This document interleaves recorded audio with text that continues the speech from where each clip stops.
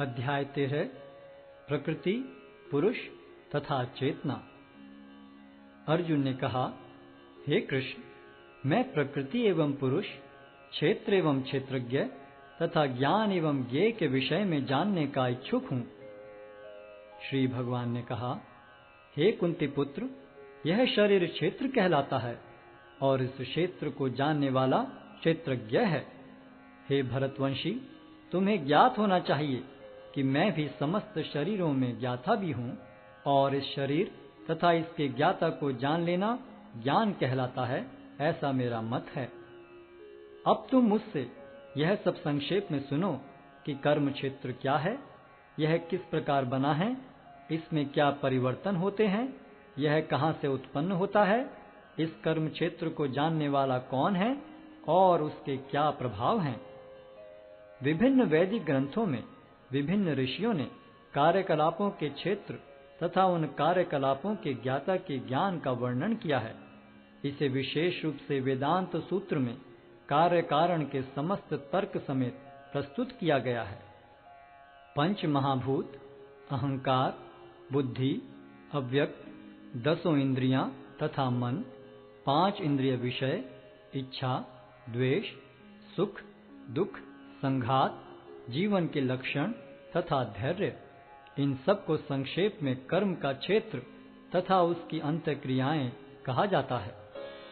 विनम्रता, दंभहीनता, अहिंसा, सहिष्णुता, सरलता, प्रामाणिक गुरु के पास जाना, पवित्रता, स्थिरता, आत्मसंयम, इंद्रिय तृप्ति के विषयों का परित्याग, अहंकार का अभाव, जन्म, मृत्यु, वृद्धावस्था तथा रोग के दोषों की अनुभूति, वैराग्य, संतान, स्त्री, घर तथा अन्य वस्तुओं की ममता से मुक्ति, अच्छी तथा बुरी घटनाओं के प्रति संभाव, मेरे प्रति निरंतर अनन्य भक्ति, एकांत स्थान में रहने की इच्छा, जन समूह से विलगाव, आत्म साक्षात्कार की महत्ता को स्वीकारना तथा परम सत्य की दार्शनिक खोज, इन सब को मैं ज्ञान घोषित करता हूँ और इनके अतिरिक्त जो भी है वह सब अज्ञान है।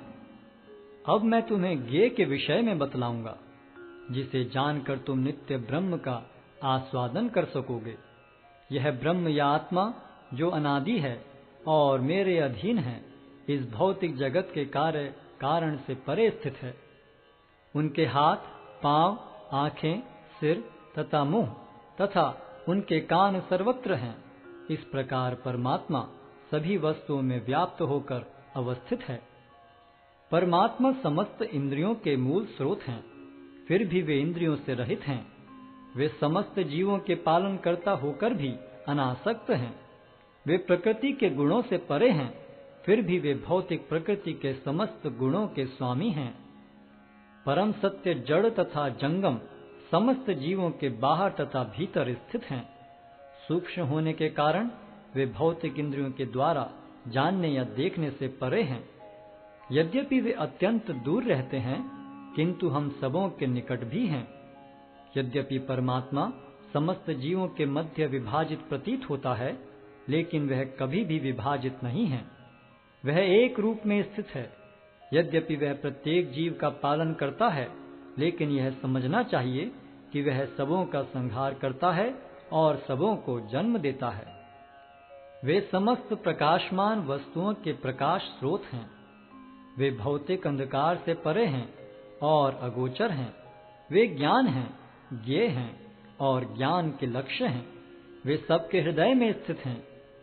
इस प्रकार मैंने कर्म क्षेत्र, ज्ञान तथा ज्ञेय का संक्षेप में वर्णन किया है। इसे केवल मेरे भक्त ही पूरी तरह समझ सकते हैं और इस तरह मेरे स्वभाव को प्राप्त होते हैं। प्रकृति तथा जीवों को अनादि समझना चाहिए। उनके विकार तथा गुण प्रकृति जन्य हैं। प्रकृति समस्त भौतिक कारणों तथा कार्यों की हेतु कही जाती है और जीव इस संसार में विविध सुख दुख के भोग का कारण कहा जाता है। इस प्रकार जीव प्रकृति के तीनों गुणों का भोग करता हुआ प्रकृति में ही जीवन बिताता है। यह उस प्रकृति के साथ उसकी संगति के कारण है। इस तरह उसे उत्तम तथा अधम योनियां मिलती रहती हैं। तो भी इस शरीर में एक अन्य दिव्य भोक्ता है जो ईश्वर है, परम स्वामी है और साक्षी तथा अनुमति देने वाले के रूप में विद्यमान है और जो परमात्मा कहलाता है। जो व्यक्ति प्रकृति, जीव तथा प्रकृति के गुणों की अंतःक्रिया से संबंधित इस विचारधारा को समझ लेता है, उसे मुक्ति की प्राप्ति सुनिश्चित है। उसकी वर्तमान स्थिति चाहे जैसी हो, यहाँ पर उसका पुनर्जन्म नहीं होगा। कुछ लोग परमात्मा को ध्यान के द्वारा अपने भीतर देखते हैं, तो दूसरे लोग ज्ञान के अनुशीलन द्वारा, और कुछ ऐसे हैं जो निष्काम कर्म योग द्वारा देखते हैं। ऐसे भी लोग हैं जो यद्यपि आध्यात्मिक ज्ञान से अवगत नहीं होते, पर अन्यों से परम पुरुष के विषय में सुनकर उनकी पूजा करने लगते हैं। ये लोग भी प्रामाणिक पुरुषों से श्रवण करने की मनोवृत्ति होने के कारण जन्म तथा मृत्यु के पथ को पार कर जाते हैं। हे भरतवंशियों में श्रेष्ठ, यह जान लो कि चर तथा अचर जो भी तुम्हें अस्तित्व में दिख रहा है, वह कर्म क्षेत्र तथा क्षेत्र के ज्ञाता का संयोग मात्र है।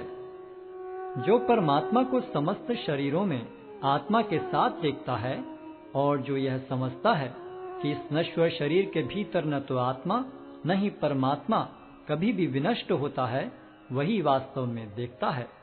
जो व्यक्ति परमात्मा को सर्वत्र तथा प्रत्येक जीव में समान रूप से वर्तमान देखता है, वह अपने मन के द्वारा अपने आप को भ्रष्ट नहीं करता। इस प्रकार वह दिव्य गंतव्य को प्राप्त करता है। जो यह देखता है कि सारे कार्य शरीर द्वारा संपन्न किए जाते हैं, जिसकी उत्पत्ति प्रकृति से हुई है, और जो देखता है कि आत्मा कुछ भी नहीं करता, वही यथार्थ में देखता है। जब विवेकवान व्यक्ति विभिन्न भौतिक शरीरों के कारण विभिन्न स्वरूपों को देखना बंद कर देता है और यह देखता है कि किस प्रकार से जीव सर्वत्र फैले हुए हैं, तो वह ब्रह्म बोध को प्राप्त होता है। शाश्वत दृष्टि संपन्न लोग यह देख सकते हैं कि अविनाशी आत्मा दिव्य, शाश्वत तथा गुणों से अतीत है। हे अर्जुन, भौतिक शरीर के साथ संपर्क होते हुए भी आत्मा न तो कुछ करता है और न लिप्त होता है। यद्यपि आकाश सर्वव्यापी है, किंतु अपनी सूक्ष्म प्रकृति के कारण किसी वस्तु से लिप्त नहीं होता। इसी तरह ब्रह्म दृष्टि में स्थित आत्मा शरीर में स्थित रहते हुए भी शरीर से लिप्त नहीं होता।